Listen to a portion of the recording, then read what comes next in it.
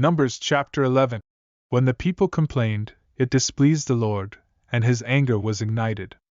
The fire of the Lord burned among them, and consumed those on the outskirts of the camp. The people cried out to Moses, and when Moses prayed to the Lord, the fire was extinguished. Moses named the place Taberah because the fire of the Lord had burned among them. The mixed multitude among them began to crave other food, and the Israelites wept once more, saying, "Who will give us meat to eat? We remember the fish we ate in Egypt without cost, along with the cucumbers, melons, leeks, onions, and garlic. Now our appetite is gone, there is nothing but this manna before us." The manna resembled coriander seed, and its appearance was like that of bdellium resin. The people went about and gathered it, ground it in hand mills or crushed it in mortars, then boiled it in pots and made cakes from it. It tasted like something made with olive oil. When the dew fell on the camp at night, so did the manna. Moses heard the people weeping throughout their families, each man at the entrance of his tent. The anger of the Lord was kindled greatly, and Moses was also displeased. Moses said to the Lord, "Why have you brought trouble upon your servant? Why have I not found favor in your sight, that you lay the burden of all these people on me? Did I conceive all these people?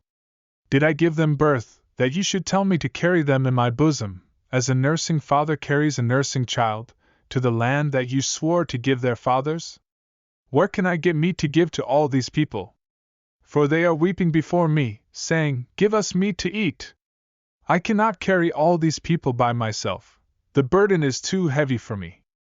If this is how you are going to treat me, please kill me right now, if you are pleased with me, and do not let me see my misery." The Lord said to Moses, "Gather to me 70 men from the elders of Israel, known to you as elders and officers of the people. Bring them to the tent of meeting so that they may stand there with you. I will come down and speak with you there. I will take some of the Spirit that is on you and put it on them. Then they can help you bear the burden of the people, so that you do not have to bear it alone. Say to the people, 'Consecrate yourselves for tomorrow, and you shall eat meat, for you have wept in the ears of the Lord, saying, Who will give us meat to eat? For it was better for us in Egypt. Therefore the Lord will give you meat, and you shall eat. You shall not eat for just 1 day, nor 2 days, nor 5 days, nor 10 days, nor 20 days, but a whole month, until it comes out of your nostrils and becomes loathsome to you, because you have rejected the Lord who is among you and have wept before him, saying, Why did we ever leave Egypt?" Moses replied, "The people I am among are 600,000 foot soldiers, yet you say, I will give them meat, and they will eat for a whole month. Could enough flocks and herds be slaughtered to satisfy them? Or could all the fish in the sea be caught to satisfy them?" The Lord answered Moses, "Is the Lord's arm too short? Now you will see whether my word will come true for you or not."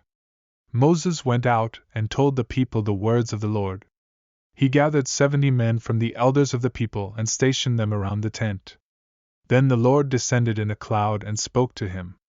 He took some of the Spirit that was on Moses and placed it on the 70 elders. When the Spirit rested on them, they prophesied, but they never did so again. 2 men, Eldad and Medad, had remained in the camp.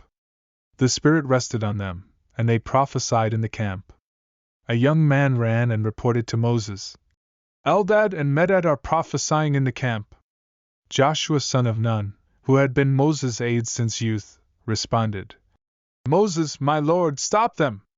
But Moses replied, "Are you jealous for my sake? If only all the Lord's people were prophets, and the Lord would place his Spirit on them all." Then Moses returned to the camp along with the elders of Israel.